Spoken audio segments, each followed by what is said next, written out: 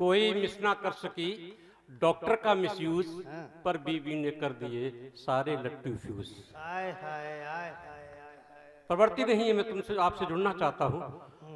और मैं बड़ी गहरी गहरी सांसें ले रहा था कि मेरा चौथे पायदान पर नंबर आएगा, लेकिन बलि का बकरा तो बाद में बनना था, तो पहले ही बन गया कि कोई मिस ना कर सकी डॉक्टर का मिसयूज, पर बीबी ने कर दिए सारे लट्टू फ्यूज। सारे लट्टू फ्यूज गाल थे लाल टमाटर, और जोशी लाता खून हो गया डिस्टिल वाटर। जोशी लाता खून हो गया डिस्टिल वाटर। कि अच्छा वाला चिकित्सक था, अब कवियों के संग घूम रहा हूं।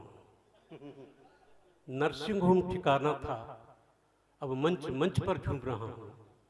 और एक हाथ में थर्मामीटर आला गले लटकता था, और जब से थामी कलम हाथ में प्रतिदिन माइक चूम रहा हूं। जब से थामी कलम हाथ में प्रतिदिन माइक चूम रहा हूं। इस ठिठुरती रात में, शहीद मेले में अगर आप लोग यहाँ हैं, तो सच माने कवियों की अभिव्यक्ति से तो होगी ही, लेकिन आपकी उपस्थिति से ये साहित्यिक आंगन की समृद्धता और बढ़ेगी। क्योंकि जो लोग रात को 8-9 बजे घर पे सो जाया करते हों, आज इन कवियों को सुनने के लिए आए हैं। एलिस की श्रृंखला शुरू हुई और विष्णु सक्सेना जाएंगे लोग।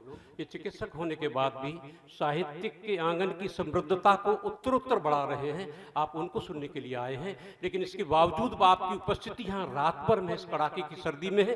मैं आपकी उपस्थिति को नमन करता हूँ कि कड़ाके की सर्दी और लंबी सी रातें सुबह शाम मेरी सहम सी गई है।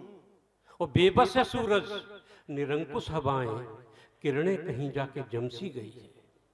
ठिठुर ही गए भाव मेरे हृदय के, ठिठुर ही गए भाव मेरे हृदय के, कलम ऐसे बैठी जो रूठी हो मुझसे, वो अक्षर तरसते सजन को हमारे, कविता कहीं जाके रमसी गई है, कविता कहीं जाके रमसी गई है। एक बार जोरदार तालियां बजा दीजिए, जिससे मैं और जोड़ सकूं कि जब भी मंच पे मैं आऊं, गीत प्रेम के सुनाऊं, घन घोर तालियों पे छोरे जलते हैं क्यों। कि जब भी मंच पे मैं आऊं, गीत प्रेम के सुनाऊं, घन घोर तालियों पे छोरे जलते हैं क्यों। उम्र है ढलान पर लगती नहीं है पर, उम्र है ढलान पर लगती नहीं है पर, यही देख कर सारे बुढ़े जलते हैं क्यों। और गीत लोनी छाछ के सुनाने लगूं आपको तो, गीत लोनी छाछ के सुनाने लगूं आपको तो, हास्य व्यंग ओज कभी सारे जलते हैं क्यों। और प्रेम रस धार को मैं गागा के सुनाऊं यदि, गोरी गोरी गोरियों के फेस जलते हैं क्यों। गोरी गोरी गोरियों के फेस जलते हैं क्यों। मेरी प्रवृत्ति नहीं है ऐसा लिखने की, लेकिन थोड़ा सा आपसे जुड़ सकूं कि मंच पर विभिन्न विधाओं के प्रकाश पुंज की स्वर्णिम रश्मियों से अवसिंचित इन कवि और कवित्रियों की प्रखर लेखनी को मैं नमन करता हूं कि दिल में छिपे हर द्वंद का उद्गार लेखनी है, और इस जिंदगी में दर्द का भंडार लेखनी है। ये मुश्किलों के दौर में भी साथ ही रहेगी, और गंगा नदी की जैसी ये जलधार लेखनी है। गंगा नदी के जैसी ये जलधार लेखनी है। आजकल का दौर ऐसा चल चुका है कि जहां एक खूबसूरत कवित्री के साथ एक मंच संचालक द्व्यर्थी संवाद करता है, मुझे लगता है कि साहित्यिक उर्वरा भूमि पर बड़ी स्वात्विक और शुचिता पूर्वक यह संचालन भी हो रहा है, और यह अभिव्यक्ति भी इस तरह की होगी। मैं चाहता हूं मैं भी थोड़ा चटपटा सा बोल दूं, और व्यंग फूअड़ चुटकुलों से कान मिश्री घोल दूं, पर तभी मुझको लगा ये मंच वीणा पाने का, जो भी सुनाऊं आपको मैं कुछ न कुछ अनमोल दूं, जो भी सुनाऊं आपको मैं कुछ न कुछ अनमोल दूं। वरना शब्दों का बाजार सजा है, भाव कहां से आएंगे। शब्दों का बाजार सजा है, भाव कहां से आएंगे। हर रोज बिकेगी गजल यहाँ, और गीत खरीदे जाएंगे। शब्दों का बाजार सजा है, भाव कहां से आएंगे। हर रोज बिकेगी गजल यहाँ, और गीत खरीदे जाएंगे। और गर सौदाई बनकर निकले, गर सौदाई बनकर निकले, संस्कार मिट जाएंगे। और तुकबंदी तो बहुत मिलेगी, गीत कहां से आएंगे। तुकबंदी तो बहुत मिलेगी, गीत कहाँ से आएंगे। मैं पेशे से चिकित्सक हूँ, मैं ट्रॉमा सेंटर चलाता हूँ। सच बताऊँ कि लिखने की बहुत जिज्ञासा रहती है, लिखता भी हूँ, लेकिन मुझे याद नहीं हो पाता है। मैं कुछ थोड़ा से लिख के लाया हूँ। सामयिक स्तर पर कुछ मैं रचना, कुछ पंक्तियां आपके सामने प्रस्तुत करूंगा, आप संभाल लीजिए। मुझे नहीं पता कि पूर्णता को है या वो शुरुआती दौर में है, या मंच के सामने एकमात्र मातृत्व शक्ति, या मुझे लगता है कि जो मातृत्व शक्ति है, मैं उनकी उपस्थिति को नमन करता हूं कि सहनशील पावन पवित्रता शक्ति स्रोत की द्योतक तुम, और इस धरती पर पुष्टि हो देवों से पहले नारी तुम। इस धरती पर पुष्टि हो देवों से पहले नारी तुम।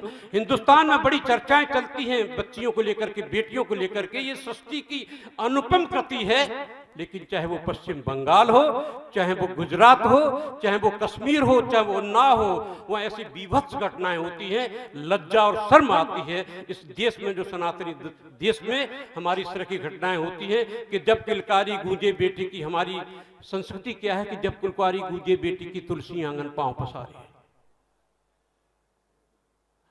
जब किलकारी गूंजे बेटी की तुलसी आंगन पांव पसारे, और मोर नाचते मुंडे पर तथा पिता पति द्विधर्म समारी। बेटियां जो होती हैं द्विधर्मी होती हैं। जिस घर के आंगन की तुलसी अगर पनप नहीं रही है, और अगर है अथवा नहीं है, तो जिस आंगन में तुलसी नहीं है और पनप भी नहीं रही है, तो सुनिश्चित है कि बिटिया नहीं है। अगर बिटिया है तो उस आंगन में बिटिया खुश नहीं है। जिस घर के आंगन की तुलसी अगर पनप रही है, प्रफुल्लित है और फली फूली है, तो समझ लेना उस घर में बिटिया भी है और उस घर की बिटिया प्रसन्न भी है। वे कहते हैं कि जब किलकारी गूंजे बेटी की तुलसी आंगन पांव पसारे, हमारी प्राकृतिक संपदा भी प्रफुल्लित होती है बिटिया की मात्र उपस्थिति से। मैं तुम दोनों की उपस्थिति को सादर नमन करता हूं। एक क्षण के बाद में, चूंकि मैंने सामयिक लिखा है, अभी मुझे याद नहीं है, मैं चाहूंगा कि मेरा साथ आप देंगे कि ये बहुत बीभत्स घटना हुई अभी पश्चिम बंगाल पर, तब मैंने सामयिक रचना लिखी थी। पता नहीं किस स्थिति में पहुंची, मेरी संभालने की कोशिश करना आप कि बंग भूमि की धरती पर ये गुजरात देश का है गौरव, कन्नौज खुशबुओं का शहर। गुजरात देश का है गौरव, कन्नौज खुशबुओं का शहर, और कश्मीर स्वर्ग सी धरती है, क्यों बेटी रोज यहाँ मरती है। फिर बेटी क्यों रोज यहाँ मरती है कि बंग भूमि की धरती पर लूटी अस्मत बेचारी की, चाहे हिंदू हो या मुस्लिम, गर्दन काटो बेचारी की। क्या बात है। पश्चिम बंगाल के एक वार्ड में एक युवा चिकित्सक, महिला चिकित्सक के साथ दरिंदगी हुई थी। मुझे लज्जा आती है कि उस राज्य के सर्वोच्च स्थल पर, सर्वोच्च स्थान पर एक महिला बैठी हुई है, तब दरिंदगी हुई और मुंह से एक जवान नहीं निकली थी। तब मैंने कुछ पंक्तियां रचना करने की कोशिश की है कि बंग भूमि की धरती पर लूटी अस्मत बेचारी की, चाहे हिंदू हो या मुस्लिम, गर्दन काटो बेचारी की। अपनी प्यारी बिटिया की अस्मित हो हाथ दरिंदों के, हैवान क्रूरता कर बैठा जो कुचले पंख परिंदों के। वाह। चीख रही थी वो बाढ़ में, और उसके 5 लोग उसको देख रहे थे, बचाने वाला कोई नहीं था। तब लिखा था कि अपनी प्यारी बिटिया की अस्मित हो हाथ दरिंदों के, हैवान क्रूरता कर बैठा जो कुचले पंख परिंदों के। वो चीख चीख कर रोई थी, जल्लाद ठाके भरता था जब धरती क्रंदन करती है, जब कोख चीखती नारी की, चाहे हिंदू हो या मुस्लिम, गर्दन काटो बेचारी की। चाहे हिंदू हो या मुस्लिम, गर्दन काटो बेचारी की। मैं कैसे गान करूं इनका जो राजनीति के आदी है, मैं कैसे गान करूं इनका जो राजनीति के आदी हैं, मैं कैसे मान धरूं उनका जो व्यभिचारी के साथी हैं। सृष्टि पर उद्भव से पहले बेटी जब मर जाती है और जीवन को धिक्कार कभी मां भाव शून्य हो जाती है, कानूनी शिकंजा कसने दो, ना बात करो लाचारी की। चाहे हिंदू हो या मुस्लिम, गर्दन काटो व्यभिचारी की। चाहे हिंदू हो या मुस्लिम, गर्दन काटो व्यभिचारी की। काफी लंबी श्रृंखला है। मैं अंत में इस शहीद मेले पर अपनी 4 पंक्तियां की आहुति देकर के प्रस्थान लूंगा कि इस धरती पर रहना है तो इसका कर्ज चुकाना होगा। भारत माता के चरणों में तुमको शीश झुकाना होगा। सुनो द्रोहियों विनती को, या समझो तुम धमकी मेरी, और इस धरती पे रहना है तो वंदे मातरम गाना होगा। इस धरती पे रहना है तो वंदे मातरम गाना होगा। वंदे वंदे, भारत माता की जय हो।